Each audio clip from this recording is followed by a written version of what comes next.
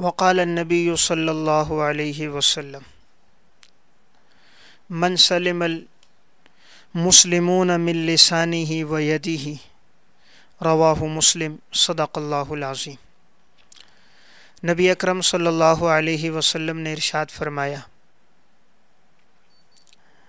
کہ مسلمان وہ ہے جس کی زبان اور ہاتھ سے دوسرے مسلمان محفوظ ہوں۔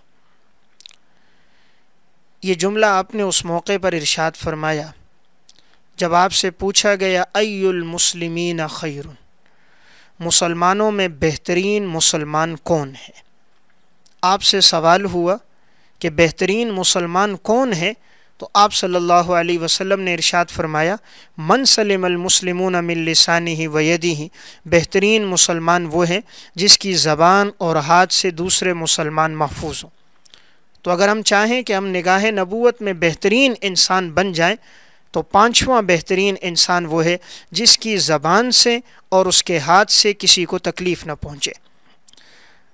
آپ صلی اللہ علیہ وسلم نے ارشاد فرمایا من کان یؤمن باللہ والیوم الآخر فلیقل خیرا او لیصمت، جو اللہ پر اور آخرت کے دن پر ایمان رکھتا ہے اسے چاہیے کہ خیر کی بات کہے یا خاموش رہے، اچھی بات کہے، اور اگر نہیں کہہ سکتا تو خاموش رہے۔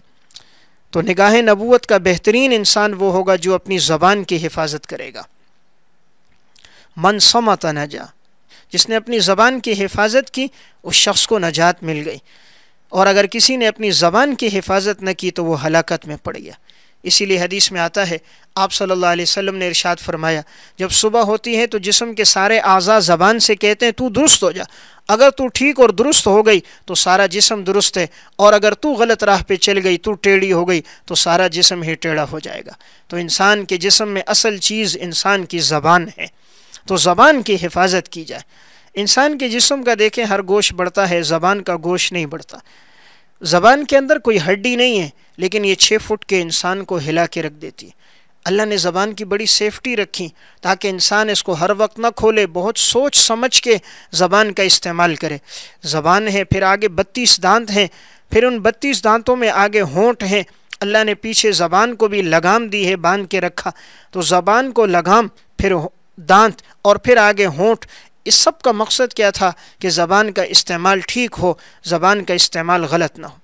انسان کے جسم میں 2 اعضاء ہیں، اگر یہ ٹھیک ہو جائیں تو سارا جسم ٹھیک ہے، اور اگر یہ ٹھیک نہ ہو تو سارا جسم ٹھیک نہیں۔ نمبر 1 دل، اور نمبر 2 زبان۔ حضرت لقمان رحمہ اللہ بڑے اللہ والے بزرگ گزرے ہیں جن کا تذکرہ اللہ تعالیٰ نے قرآن کریم میں بھی فرمایا سورہ لقمان میں۔ یہ ابتدا میں غلام تھے۔ ایک دفعہ ان کے آقا نے ان کو ایک بکری دی اور کہا لقمان اسے ذبح کرو اور اس کے جسم کے 2 بہترین اعضاء لے کر آؤ۔ حضرت لقمان نے بکری ذبح کی اور زبان اور دل لے کر آئے۔ پھر دوبارہ ایک موقع پر ان کے آقا نے ان کو بکری دی، کہا لقمان اس کے جسم کے 2 بدترین اعضاء لے کر آؤ۔ پھر انہوں نے بکری ذبح کی اور زبان اور دل لے کر آئے۔ آقا نے کہا میں نے بہترین اعضاء مانگے تب بھی تم یہ لے کر آئے، اور میں نے کہا بدترین لے کر آؤ تب بھی تم یہ لے کر آئے۔ حضرت لقمان نے جواب دیا یہ جو 2 عضو ہیں انسان کے جسم میں، اگر ان کا استعمال ٹھیک ہو تو اس سے بہترین عضو کوئی نہیں، اور اگر ان کا استعمال غلط ہو تو ان 2 سے بدترین بھی کوئی نہیں۔ اس لیے نگاہ نبوت میں بہترین انسان وہ ہوگا جو اپنی زبان کی حفاظت کرے گا۔ امام غزالی رحمہ اللہ نے احیاء علوم الدین میں نقل کیا کہ زبان سے جو گناہ سرزد ہوتے ہیں، کبیرہ گناہ، ان کی تعداد 15 سے زائد ہے۔ اندازہ کیجئے باقی ہر عضو سے ایک گناہ صادر ہو رہا ہے، زبان سے اتنے بڑے بڑے کبیرہ گناہ، چغل خوری ہے، حسد ہے، گالی دینا ہے، کسی کو برا بلا کہنا ہے، گالم گلوچ کرنا ہے، کسی کو تکلیف پہنچانی ہے، یہ سارے گناہ انسان کی زبان سے صادر ہوتے ہیں۔ اس لیے انسان اپنی زبان کا استعمال ٹھیک کرے۔ زبان ٹھیک ہوگی تو انسان کے جسم کے تمام اعضاء ٹھیک ہو جائیں گے۔ حضرت سلیمان علیہ السلام کا ایک قول ہے، فرماتے ہیں کہ اگر بات کرنا چاندی ہے تو خاموش رہنا سونا ہے، اور سونا چاندی سے زیادہ قیمتی ہے۔ تو سونا ایک قیمتی چیز ہے، تو سونا تبھی حاصل ہوگا جب انسان خاموش رہے گا۔ اس لیے بہتر ہے انسان اپنی زبان کو اللہ کے ذکر میں لگائے، اور اگر اللہ کا ذکر نہیں کر سکتا تو خاموش رہے، لا یعنی گفتگو سے اپنے آپ کو بچائے۔ بہترین انسان وہی ہے۔ آپ صلی اللہ علیہ وسلم نے ارشاد فرمایا من حسن اسلام المرء ترکہ ما لا یعنیہ، بہترین مسلمان وہ ہیں کہ جو لایعنی گفتگو کو چھوڑ دے، بے فائدہ گفتگو کو چھوڑ دے۔ اس لیے انسان بات کرنے سے پہلے سوچے کہ میرے اس بات کا کوئی فائدہ ہے تو فبیہا، اس بات کو کرے، اور اگر فائدہ نہیں ہے تو اپنے آپ کو بچائے۔ اس لیے سلف ہر بات کرنے سے پہلے سوچتے تھے آیا میری اس بات سے کوئی فائدہ ہے یا نہیں، اور اگر نہیں ہوتا تو اپنے اس قیمتی وقت کو اللہ کے ذکر میں لگاتے تھے۔ آپ صلی اللہ علیہ وسلم نے بھی امت کو یہی درس دیا، لا یزال لسانک رطبا من ذکر اللہ، تمہاری زبان ہمیشہ اللہ کے ذکر سے تر رہنی چاہیے۔